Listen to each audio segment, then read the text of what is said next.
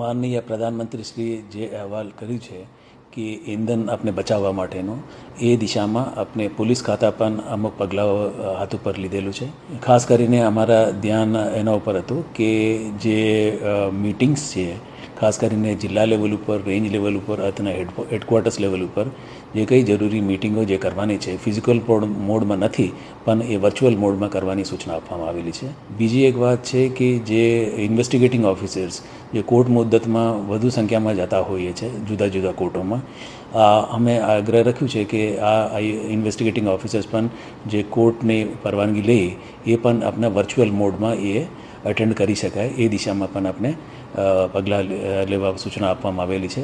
એનાથી પણ આપણે ખાસો ફરક પડી જશે. ત્રીજો મુદ્દો એ હતો કે જે સિક્યુરિટીના ઇન્વેસ્ટિગેશન અને કાયદાની વ્યવસ્થા એ બાકાત રાખી સિવાય જે રોજિંદા કામોમાં જે પેટ્રોલિંગ અથવા બીજા કંઈ વાહનની વપરાશમાં જે ઇંધણ ઉપયોગ થાય છે એમાં 5 થી 10% પણ આપણે ઓછા કરી શકતા હોય તે આપણે મોટું બચત અમને કરી શકશું. તો આ 3-4 મુદ્દાઓ પર આપણે ધ્યાન કેન્દ્રિત કરીએ તો એક 5 થી 10% જેટલા આપણે ઇંધણ બચાવી શકશું પોલીસના જે રોજિંદા કામોમાં.